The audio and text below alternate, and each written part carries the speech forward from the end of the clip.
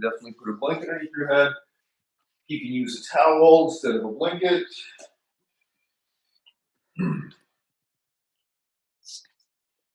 you want to start out here with your knees bent and the feet flat.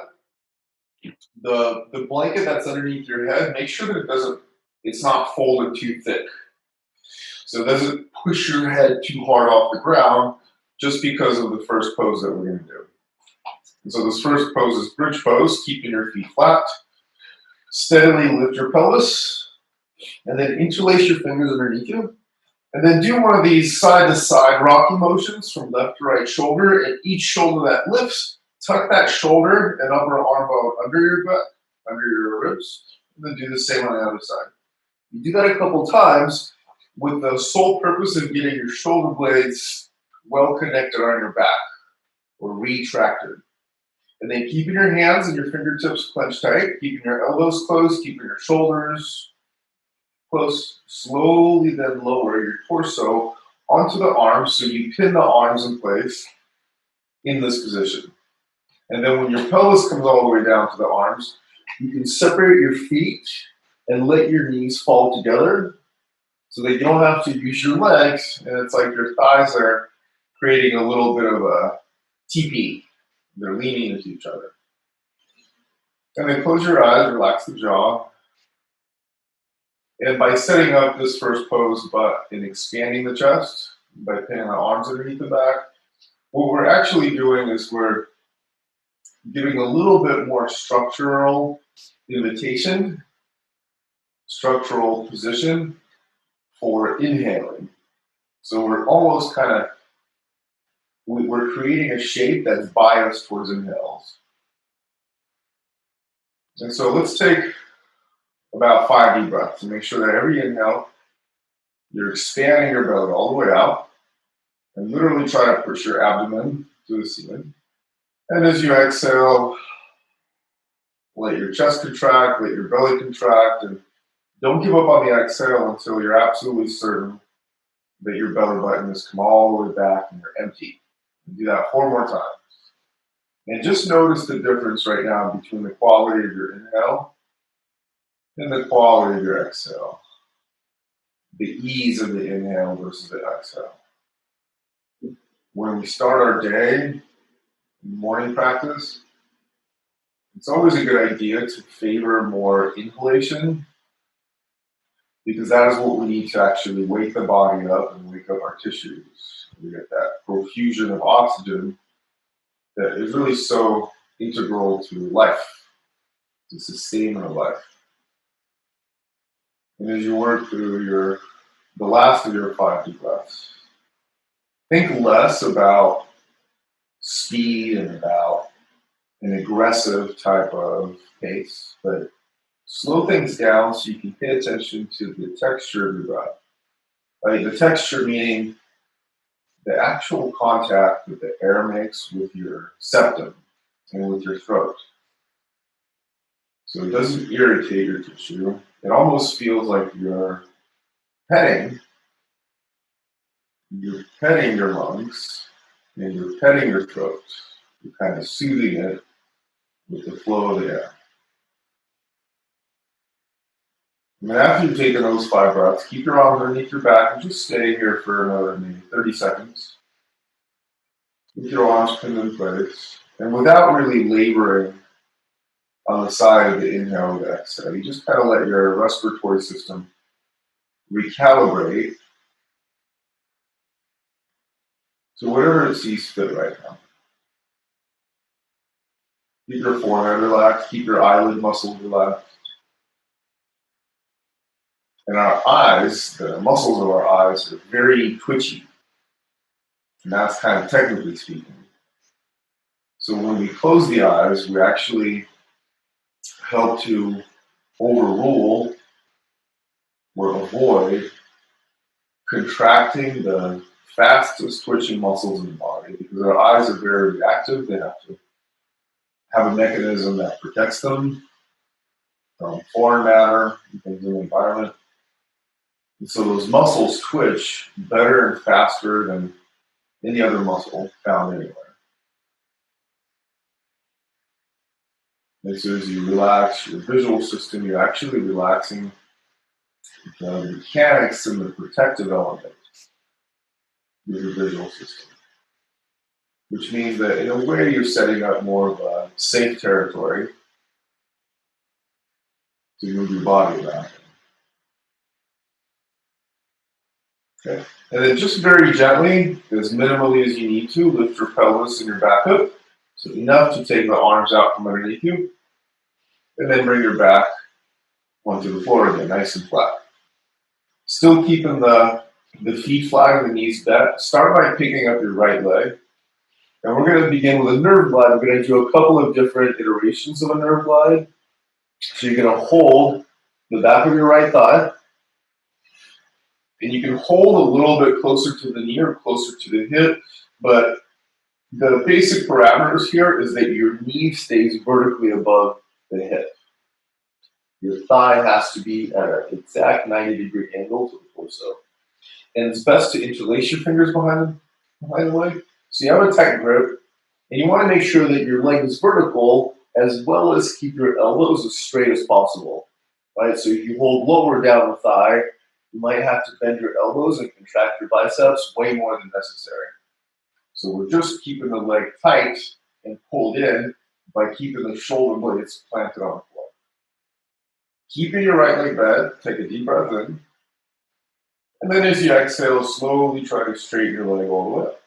And if the leg doesn't quite want to straighten completely, don't push it past the point of your 6 to 7 level of intensity. So inhale, let the knee bend. And exhale, slowly straighten it. And you'll always know that you're pushing a little bit too far in the domain of stretching when it actually feels painful. Not just uncomfortable, but we all know this experience of more of a dangerous pain in the body. And although we don't want to shirk discomfort, we do want to be very observant of when discomfort becomes actual pathological pain.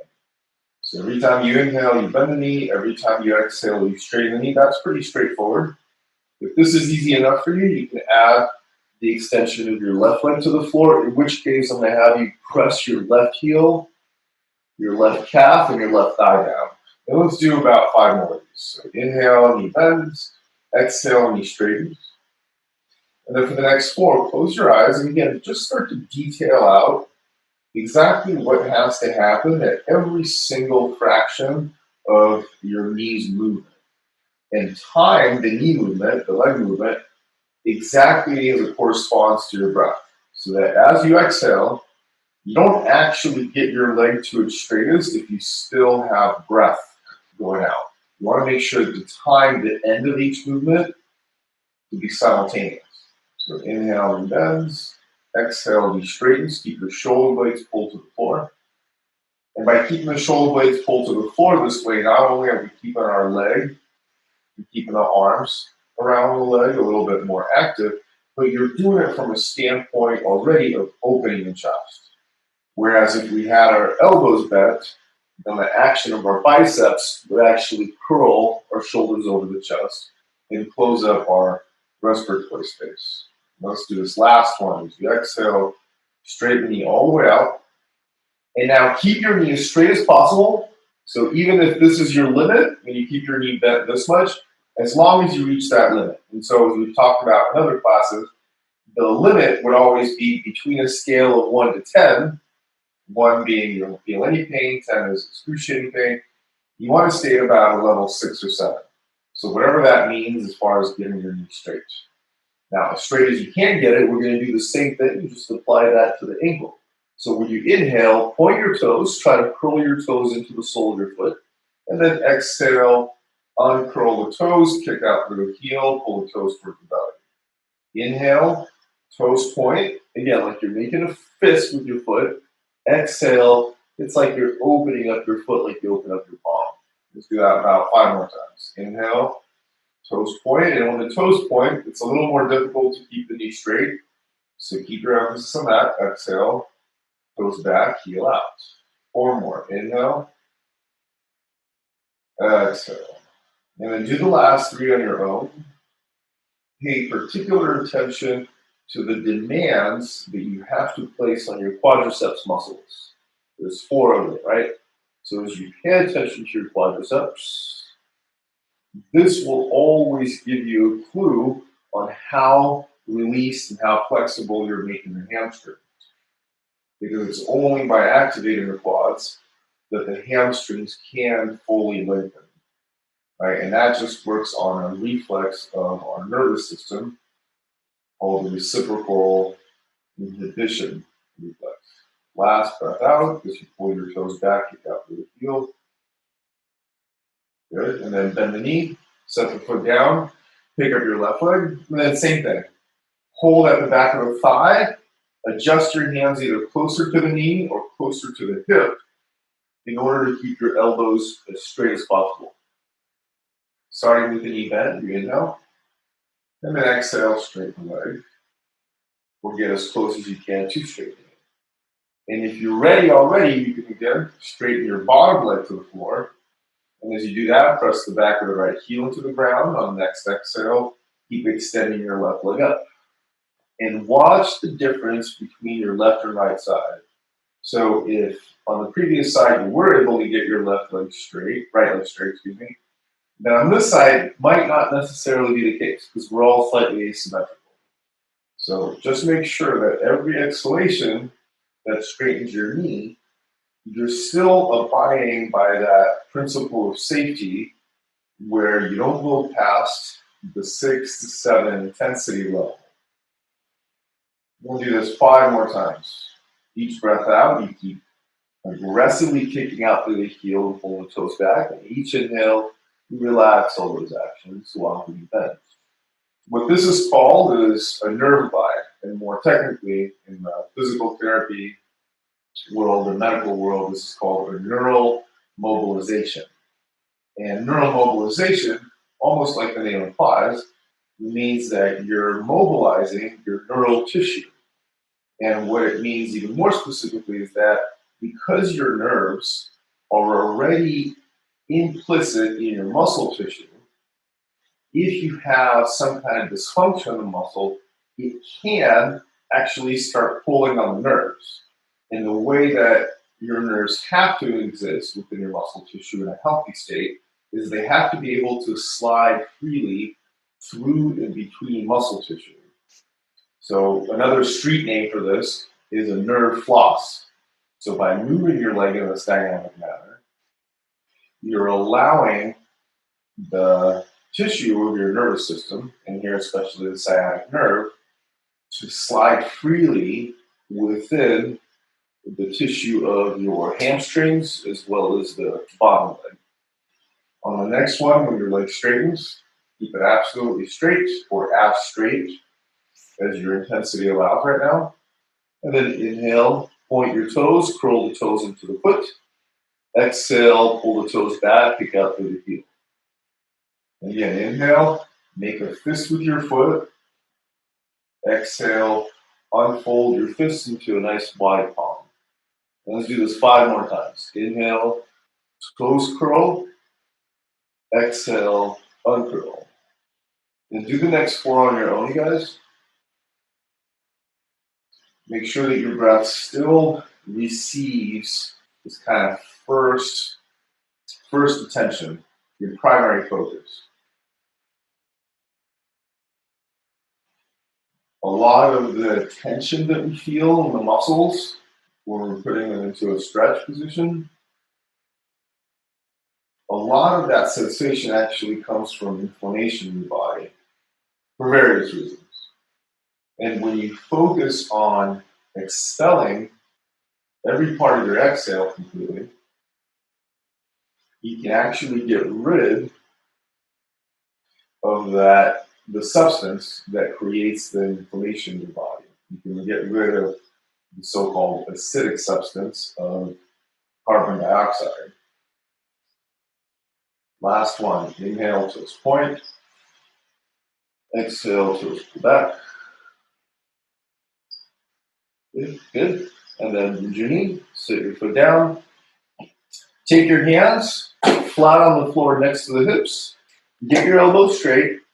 And then lift your hips just the bare minimum amount, lift your pelvis, and slide your hands partially underneath your glutes. And it doesn't necessarily have to be just your hand, it could be the lower part of your forearm / hand. What I want you to think of is just flattening the palms to the floor, and you're getting a part of your hand underneath the glutes. So maybe your ring finger and your pinky finger are not covered by your body. Just a little bit of support underneath. And you know what? Actually, the instructions said to have a block ready. So if you have a block or a towel, pick up the block, whatever object, put that between your knees first, and then put your feet on the floor, lift your hips again, and now place the hands back underneath your glutes. Okay, so then you lift your legs off the floor with the object between the legs, and for now, just give the block or the towel a pretty firm squeeze. Like actually try to exert yourself and see how much strength you have. And closing your eyes, notice how as you try to squeeze your legs a little bit tighter around that object, where does that action demand seem to come from, right? Part of it is the legs, but if you just kind of stay in it a little bit longer, you might notice that this action traces up into your lower abdominal area. And what this starts to illustrate is that there is a very deep implicit connection between your leg work, your hip work, and your actual core, your abdominal system. So now keeping the thighs in this vertical position, we're just going to do what we did already with the nerve glides, now without the luxury of holding the thighs with the hands. So you're going to inhale in this position, and exhale, straighten your knees. Inhale, knees bend. Exhale, knees straighten. Now, if your knees can't straighten completely and keep the legs straight, still keep the thighs vertical and make sure that you still stop whatever shy of straight you need to in order not to go into pain. The whole time, keep squeezing the block of the blanket between the legs. Inhale, knees bend. Exhale, knees straighten.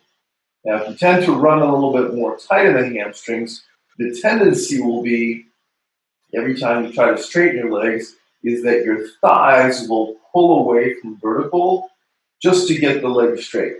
Now, what I'm going to say is, don't let that happen. Make sure that your thighs stay vertical, which is going to mean you have to retain the action in your abdominals to keep them vertical like that. So it doesn't matter if the knees get straight right now. The most important thing is we keep the vertical line of the thighs undeviated.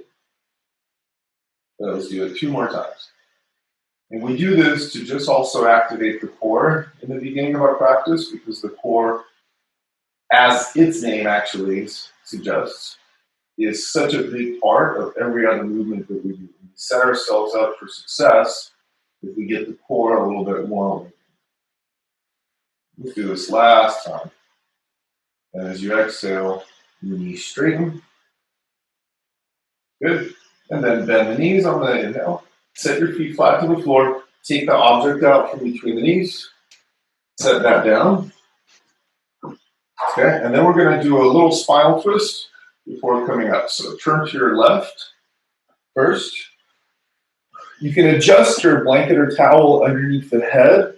And as you can see here, my head, my neck isn't completely parallel to the rest of my spine, which is actually okay. Just make sure your head doesn't drop at too steep of an angle. A little drop is fine, just not too steep, right? And all that depends on the distance between the outer shoulder and your ear, right? So the shorter that distance, the less your head will drop. Look at the knees, make sure the knees stay in line to the hips at least. And in some cases, you can keep your knees in line to your abdomen, like your belly button. You can extend your left arm in front of you, put your right palm on top of the left arm. Take this first inhale, so really fill up the lower belly, the rib cage. And as you exhale, lift your right arm up to the ceiling, and then look up to the ceiling exactly where your fingers are pointing. Here, take one more inhale, and as you exhale, continue reaching your arm all the way back to the right, so you end up in a twist, but don't just aggressively push your hand to the floor. As soon as you run out of exhale, inhale, pick up your right arm, return the right arm back up to the left arm, back over to the left arm. And as you exhale, lift the right arm up. And again, carry it all the way as far as you can to the right, making sure that you're targeting the connection of your shoulder blade to the ground instead of your hand. Inhale, arm lifts, and you come all the way back to center, to the beginning. Exhale, arm lifts, and goes all the way back to its farthest destination. Let's do this 5 more times. And to start our twist like this in a very dynamic state, we're using another part of our core called our oblique chain. There's internal, external obliques. So we use the core to not only promote good, educated, intelligent twisting of the torso, but we're actually using the core to help introduce how our breath ties into movement, because your obliques are a huge part of your whole exhale process, especially when it's a more active forced exhale. And what's been found is that because the majority of people in our sedentary culture have dysfunction of their core, they also, that means, have a dysfunction in their obliques.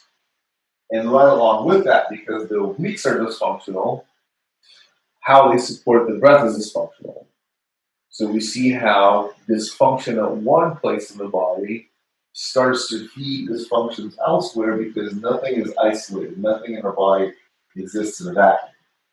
On the next exhale, when your arm lifts and goes all the way to the right, keep your arm to the right, and we'll stay here for 5 breaths. Keep your left arm exactly where you set it. If your right shoulder blade isn't able to contact the ground, then do not ever just push your hand into the floor. It doesn't matter if your fingers touch the ground. It doesn't matter if your elbows touch the ground. If they touch the ground, but your shoulder blade can't, this can actually endanger the structures of your shoulder, because we don't want to make the shoulders overly flexible. We actually want to make the shoulders stronger and more stable. So every breath out, use the downward pressure of your left arm. You can even make a fist with your hand. Press your left arm down and use that as another little added effect to help you get that right shoulder blade flat to the floor. And of course, if your right shoulder blade doesn't come to the floor today or in the next 300 classes, this is nothing to worry about, because your body and its flexibility are simply byproducts of this practice. Yoga is not synonymous with stretching. Stretching happens in yoga. But what happens here in the practice and the goals are a little bit more enriched than just simple flexibility.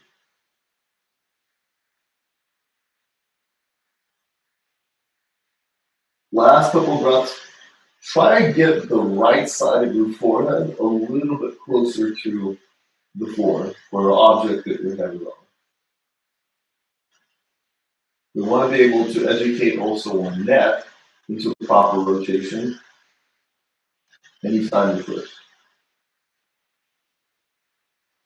On the next inhale, lift your right arm up, come all the way back to the left, and then as a whole unit, flip over onto your back. You continue churning until you're laying on the right side. And so again, just make sure that your knees are in line to the hips or even a little bit higher. You're going to extend your right arm out in front of you. Place your left hand on top of the right. And let's start like we did the last side. So you're going to inhale first. First exhale, just lift your left arm straight up to the ceiling and point your nose and your eyes in the direction of your fingers. Take another inhale. And as you exhale, continue moving your left arm all the way back to the left. Whether or not your shoulder blade touches the ground, don't worry about that. Inhale, lift your left arm up, and back to the right. And exhale again. Twist now the entire way through. Remember, as we finished on the last pose, make sure that however far your left arm travels, try to put that same demand on your head to turn and have your gaze travel right along the way with the path of your left hand. So there's two options to create a little bit more focus, to use our sensory system to do so. You can either close your eyes or just stare at your left thumb and don't let your left thumb out of sight, not even for a split second. So inhale, left arm lifts, comes all the way back to center. Your eyes follow along. And as you exhale, you lift the left arm. As you try to bring your left shoulder to the ground, keep your eyes on the thumb. Let's do that 4 more times. Each inhale, you return to center. Each exhale, you twist open. By now, you might notice, at least by now, if not earlier already, that this side could be a little bit more flexible. Or maybe this side is a little bit more restricted, a little bit more tight. And it's not a bad thing that it's one or the other, but simply knowing how different each side of our body is within the same kind of movement will give us a big clue into where the source of imbalance lies. Because a lot of the imbalances that then create different pains and strains in the body actually come out of a system that doesn't have symmetrical abilities from left to right or front to back. So if you even out your twisting flexibility on the left side and the right side, you can take care of a lot of any other articular dysfunctions that go on. And so now as this last twist stays open, remember, if your left shoulder blade isn't on the ground, do not push your hand to the floor. Because otherwise, if your hand is touching and your shoulder blade isn't, you're going to be slowly creating more laxity in a part of your shoulder called the joint capsule. And the joint capsule is a passive stabilizing structure that is meant to keep the bones, the joining bones of your shoulder joint, in place and stable. And so what we want to avoid is making a structure that is designed to keep stability of a joint unstable, right? Let's take about 4 more breaths. And every exhale, try to push your right arm firmly into the floor as a way to get your left ribs and your left shoulder blade a little bit better connected, a little bit more grounded. You turn your head. Do you notice a difference between how well you can turn your head to the right versus the left? A lot of stiff necks that I've seen in private clients these days that just go on and are public at large or world at large also come from how we use our neck from side to side. Just get this last breath out. Very nice. And then lift your left arm all the way up, bring it back to the right. And then continue turning over so that you end up on all fours. And you can move your blanket or towel out of the way, whatever else you might have there. And then just beginning on all fours, sit back into child's pose, but keep your toes curled in this position. So with your toes folded, as you sit back, keep your arms stretched way out in front of you, and see if you can get your forehead to rest on the mat. If your forehead cannot rest on the mat while simultaneously keeping your elbows up, then just bend the elbows. Okay? Otherwise, if your elbows are lifted and straight, I want you to push away from the floor so that this forward pressure, just like you would use for dog pose, actually starts to plant your butt and hips back onto the heels. So depending on how much output you have on the arms is going to dictate how much connection you have of your lower body to the feet, of your hips rather to the feet.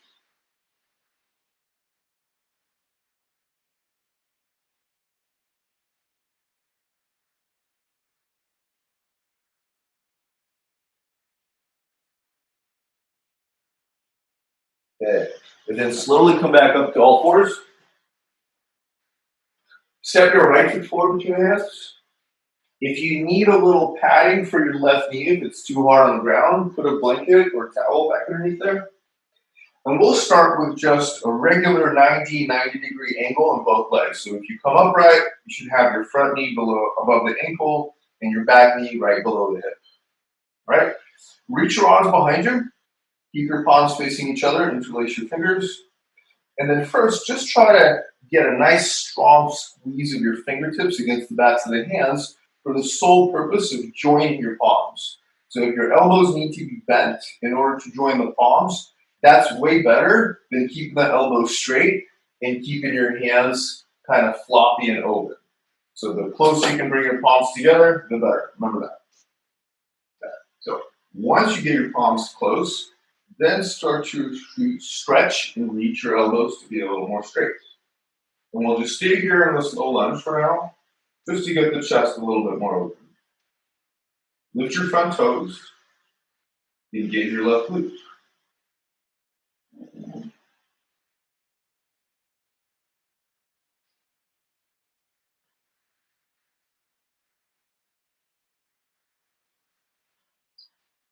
And then release your hands down. Bring your right leg back, left leg forward to switch. Again, make sure that your left knee is above the left ankle, right knee is below the right hip. Interlace your fingers behind you this time so it feels different, so it feels awkward. So you want the opposite thumb or index finger on top. So just make it feel weird and you'll know you're on the right track. Start with your palms connected, elbows bent at first. So if you can see, I have my hands right around my glute pelvic area. So this is a good start. I start to bring my elbows towards each other. And then eventually you can begin to straighten your arms, just as long as your palms don't lose contact. Lift the front toes, engage your right glute, and then start to soften the edginess of the eyes that tends to sneak in when we have to really focus on all this physical labor. Because then the face becomes intense, then your mouth becomes intense, and before you know it, you start to come back to that same fight or flight mode that we're trying to get out of in this practice. 3 more breaths.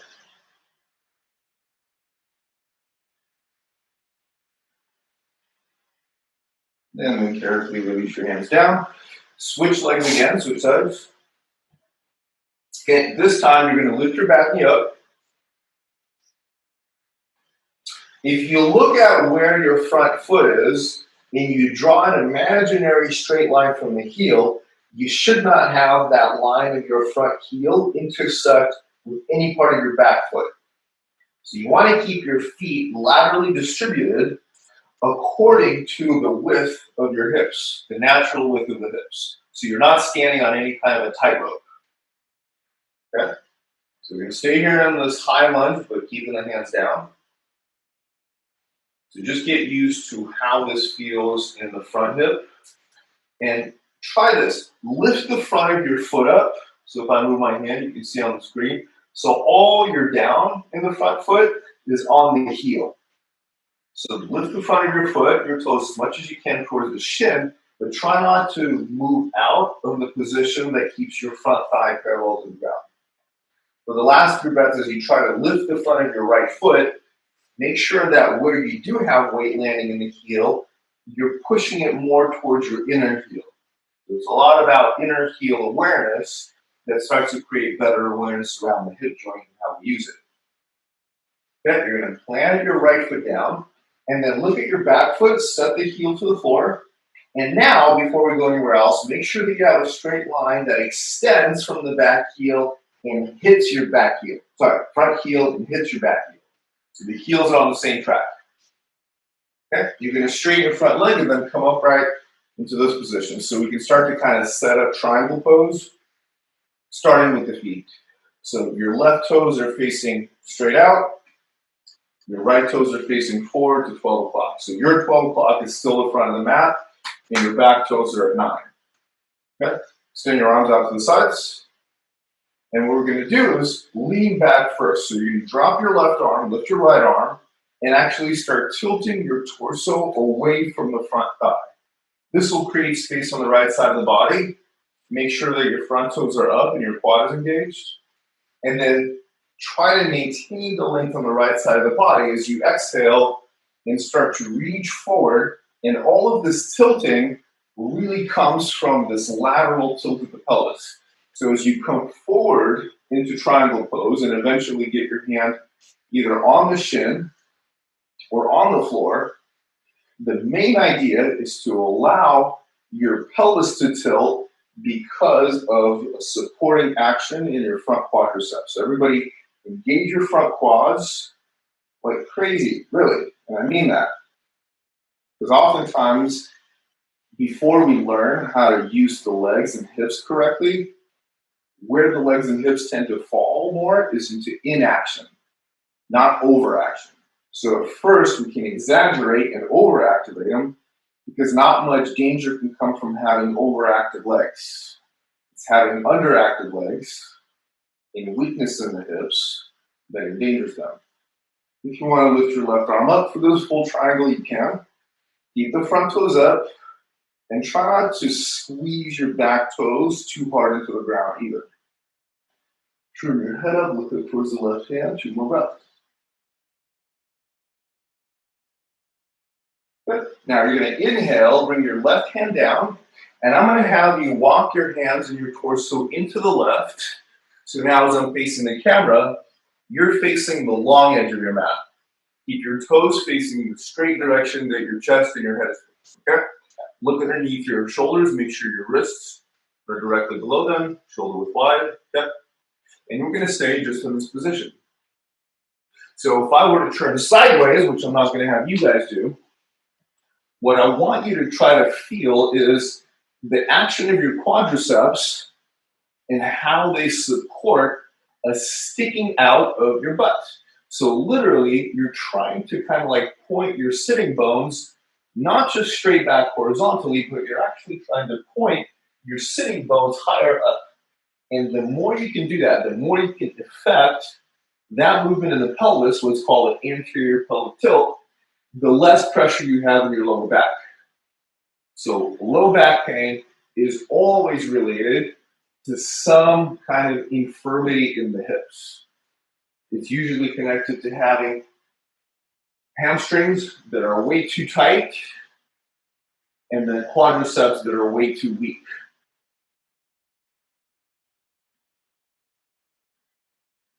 Stay here for about another 2 breaths. Keep your legs solid.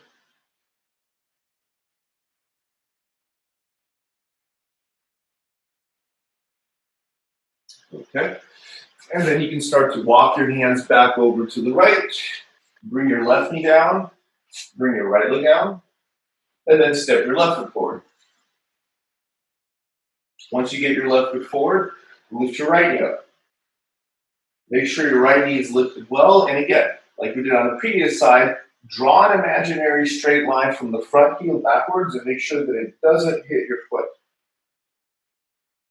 Keep the front toes up, and now start to lift the front of your left foot, the front of your front foot. And you'll notice that if you try to do that a lot, it's almost like the whole movement tries to pull you out of the pose. But I want you to keep your lunge, I want you to keep your front thigh horizontal, and still keep lifting the front of your left foot.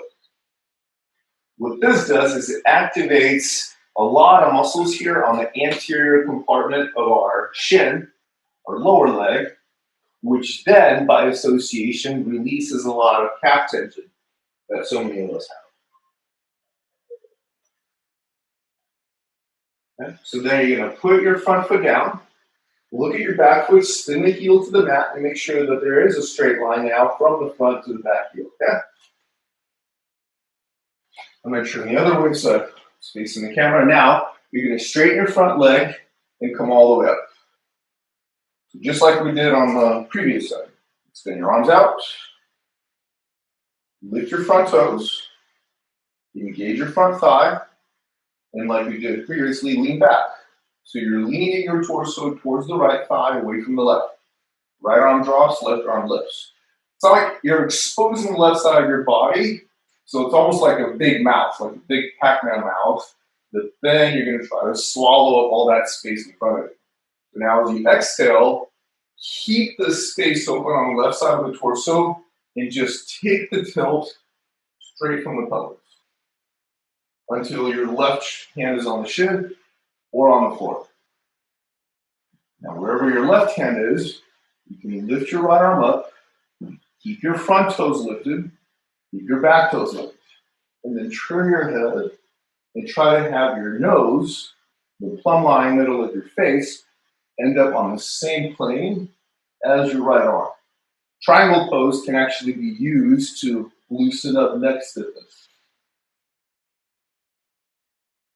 On the next inhale, bring your right hand down and walk your hands over to the left. So now you're back into Prasarita Padottanasana. Make sure that your feet are split evenly on each side.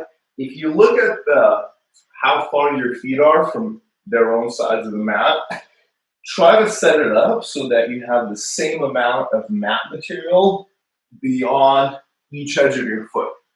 That way your legs are split symmetrically. Good. Handstand, knee to shoulders. Now what we're going to do just a little bit differently is I'm going to have you walk your hands forward like you're doing a very, very wide-legged downward dog. All right? Keep the toes lifted and eventually drop the head. Let your head and your chest hang, but keep pressing away with your hands. Use your quadriceps to keep angling your butt bones higher and higher, you guys.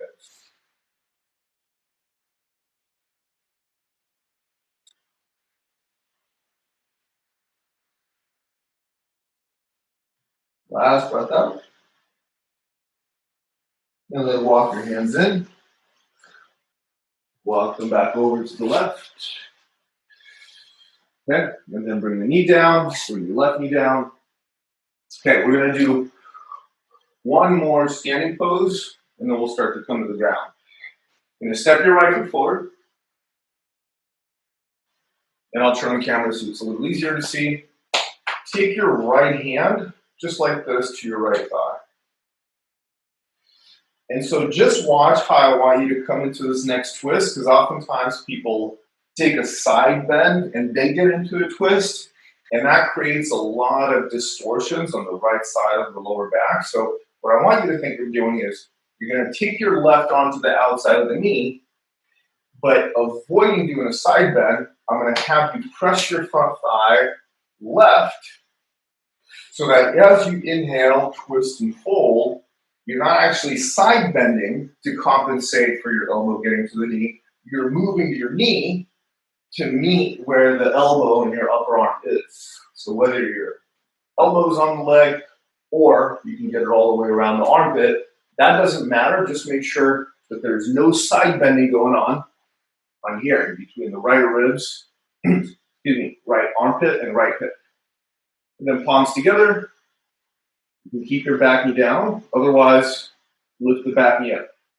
And it really is a vertical force of the top arm into the bottom arm that makes your chest eventually move and coordinate to where your palms are. So I want you to think about eventually bringing your sternum right in front of the palms as a way to get the twist a little bit more enhanced. Take 2 more breaths. Keep the front toes light, especially if your back knee is on the floor. 1 more breath out. Slowly bring the back knee down on the inhale. Untwist. And then switch sides, left leg forward. And then going through it again. So left hand on the left thigh, right arm up. You're going to inhale first. And on the exhale, you're going to push your knee in sideways so that you can fold and twist and get your elbow or further around the front knee. All right. So wherever you are with your arm there on the leg, you're going to stack your palms together. Make sure that you form a straight line from the top elbow through the bottom elbow. Right? Kind of like this. And if you did so before, lift the back knee up. Make sure that you're resisting the pressure of your arms on the front leg by pushing your left leg out to the side. And then each inhale, You encourage more lengthening in the torso. Each exhale, twist. 4 more breaths like this. Keep your front toes light if your back knee is on the floor. And optionally, you can try to lift your front toes if your back knee is lifted. The twist is still as deep of a twist, irrelevant what your back leg is doing. But I'm always in favor of continuing to sharpen our leg skills, because our leg skills impart skills to our spine. Last breath out. Good. Inhale and twist. All right, so now standing on your knees, on your shins like this. You're going to take your right leg out to the side. Look where your right heel is. Make sure that your right heel is in line with your left knee. Okay? And you're going to put your foot down on the floor at a little bit of an angle. So if I return towards the camera, here's what that looks like. My foot is pointing here at an angle.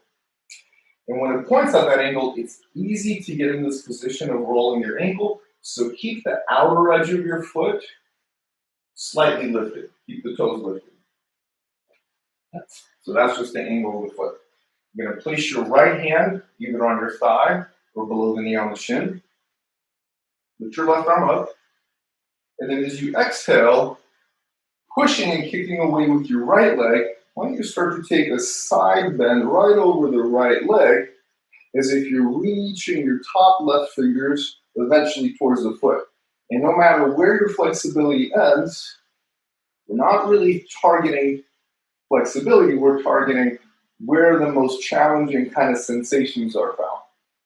So watch your right foot. If you have any awkward sensations on the back of your right heel, you can lift the whole front of the foot up entirely and that will take care of it. Just make sure your toes are still spread.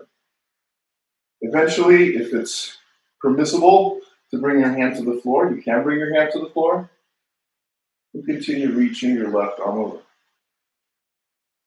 Take 2 more breaths here. Breathe well into the left side of the body. By taking the side bend, you're exposing your left ribs a little bit better. So you're getting better profusion of oxygen to the left lung entirely. Last breath out. Inhale, come up. Bend your knees, set your right knee down. Left side. Set your foot up. Just like before, make sure the heel and the knee are on the straight track. Turn your toes in a little bit. And then lift the outer edge of your foot. So either that way, like we did before, if that feels awkward on the ankle, just keep the front of your foot.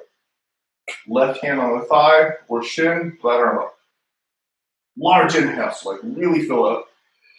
And as you exhale, start to slide your left hand down your leg as you reach your right arm way overhead. Yeah, eventually, if you get close enough to being able to bring your left hand maybe all the way to the leg, you can take a subtle, just a very subtle little rotation towards the ground with your chest. Just make sure you don't end up in a 4-on-4 fold. So a little rotation is okay, but we're still, as long as we're still accentuating the releasing and lengthening of the right side of the body.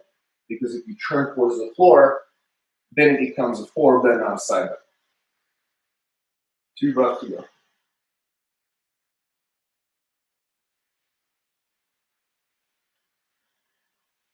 Inhale, slowly come up.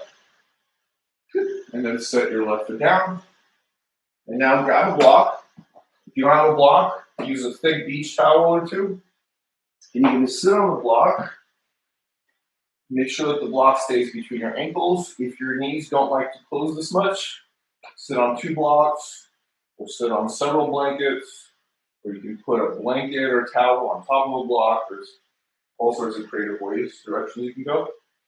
So right here, I have the block right between my ankles, not so much between the calves. You can also turn the block up to make it a little higher.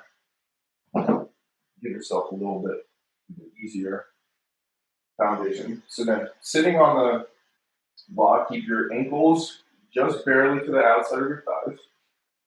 You're going to lean over a little bit to the right, grab your left shin, and step your left foot forward like this. Keep a little bit more space over your left foot from the front knee. And right now, look at the orientation of your right thigh. You want to keep that straight. It will tend to veer off to the right. So you never want to allow your knee to be lateral to the hip. If anything, guide your knee to be a little bit more medial, to be a little bit more in the center, like it's pulling towards the left foot. Lean back onto the hands first. Press your right toenails into the ground. When you get your hands to the mat, push your hands down just enough to lift your pelvis up slightly. And as soon as your pelvis loses contact from the block, pull your butt into the body. So do the opposite of what we're doing in our forearm. And then try to land a higher part of your butt to the block. Notice how that then feels on the thigh, the knee, the hip. And you can go a little bit further and back to your elbows. Now, once you're on your elbows, again, do the same thing. Press with your elbows, lift your butt up, pull your butt into the body, and see if you can still bring a higher part of your butt to the mat. Make sure your right shin doesn't leave the ground. And if you still have more flexibility to explore beyond this, you can take the block out from underneath you, as long as you can get your butt to the floor, the upper butt, of course. And then eventually lower yourself down so your back and your shoulder blades are flat on the mat, simultaneous to your shin. It doesn't matter if you're on your hands, elbows, or on your back right now. Find those actions that require downward pressure of your shin. So if I said kick the ground a little bit more firmly with your shin bone and your knee, what would you do? Right? You have to activate your glute mainly and some of your hamstring muscles. And this is a good way to end our class because we end with contracting the butt muscles because your butt muscles are neurologically antagonistic to your psoas, your hip flexors. And when you engage one muscle group, contract it, that means shorten it, by definition, it means you have to let the opposing, the antagonist muscle groups lengthen. Because you can't have two different muscle groups that are on the opposite sides of the body contract at the same time. You can't contract and use your bicep at the same time as you're contracting and using your tricep. So when you engage your butt, you're automatically, neurologically diffusing the chronic tension that you have in your psoas muscle.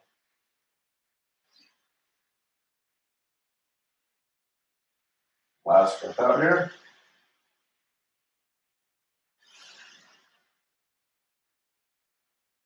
Next, and then come back up onto the elbows. Keep your right foot firm, your right toes planted.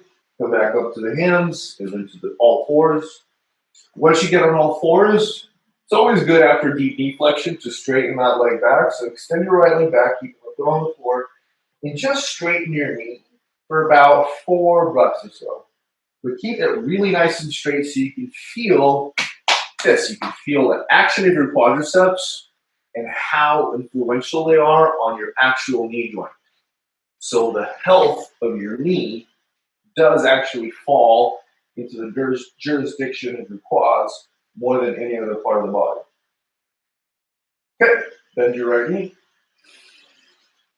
Come back onto sitting on a block. And I'll turn the other way so you can see.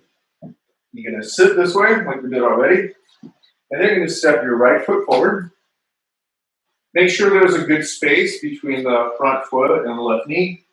Look at the angle that your left thigh makes. Make sure you go straight out from the hip. It doesn't veer off to the left. Lean back onto the hands. Press down with your hands. Lift your butt just a little bit, enough to scoop your pelvis. So you want to pull your butt in instead of sticking it out, and then land a higher part of your butt down a little more. It just gives you clearance to come to the elbows. Then once you come to the elbows again, press with the elbows to lift your butt, pull your butt in a little bit more instead of higher part of the down on the block again. And if you're going for the full pose, carefully take the block out. Make sure your butt gets to the ground first. and then your shoulders, chest, and back after. Plant your left shin down firmly. If you're on your hands or elbows or shoulders, activate your left toes. Remember the action that we employed in the feet in triangle pose. I had you lift your toes up. And I try to remind us to do this almost any standing posture. And that same action applies when your left foot is in this position. So the action of lifting your toes, once the top of the foot is flat, just means that you're pressing your toenails down. But the action of your foot in doing that supports stability in your ankle and your knee. While pressing very firmly with your left shin, notice how that activates your left glute and hamstring. And how does it feel comparatively to the right side? Does this side feel a little bit more kind of dense and contracted, like it's just harder to peel things open? Or maybe does it feel a little bit more forgiving? And this balance in our hip flexor flexibility, so that flexibility, that oftentimes implicates so many other things that go on in the body that if we just even out the hips in this movement specifically, we can start to really self-diagnose what's going on at other places. And we can actually self-treat, really self-medicate, all these other osteoarticular chronic pains, sometimes pains that we've just adopted and come to terms with for years. Those start to dissipate with just a little bit of this kind of input, this intelligent equalizing of asymmetry. Last breath out here. Keeping your left toe strong on the mat, slowly coming up to the elbows, and then eventually to the hands, and then to all fours. Once you're on all fours, straighten your left leg back. Keep that straight for about a good 4 breaths or so.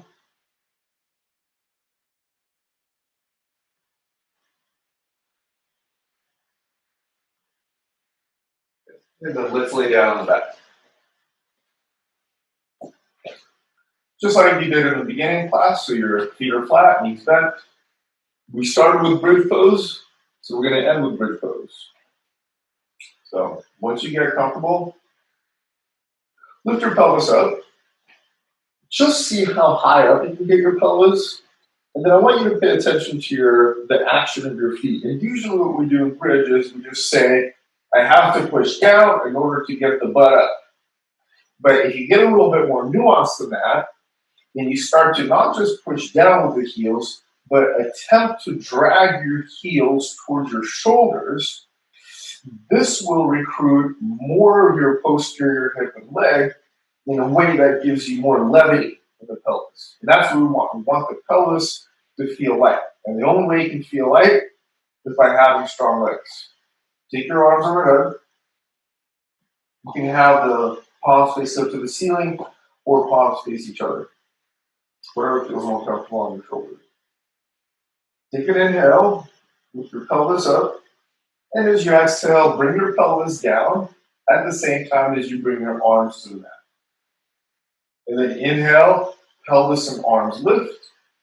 Make sure that both of those movements come to their conclusion once your inhale is topped off.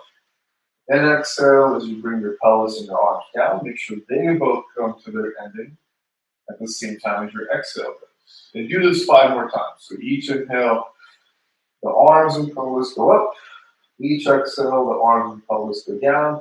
And if you keep the eyes closed, just line up those 3 movements. The movement of your breath, the movement of your arms, and the movement of your pelvis. And this is what defines yoga as a whole. It's not so much what we do. It's not the postures. It's not even meditation. The what is almost incidental. It's how you do whatever you do. And the how means that your mind and your entire biological system and sense of focus has to be enshrouded in this movement. And so that's yoga. It's when all of your faculties are directed in a single point. Good. On the last one that you bring your arms down on, you keep your arms relaxed. And then from here, we can go right into Shavasana. If you want to take another minute to do any other final movement or stretch, that makes your resting a little bit more worthwhile.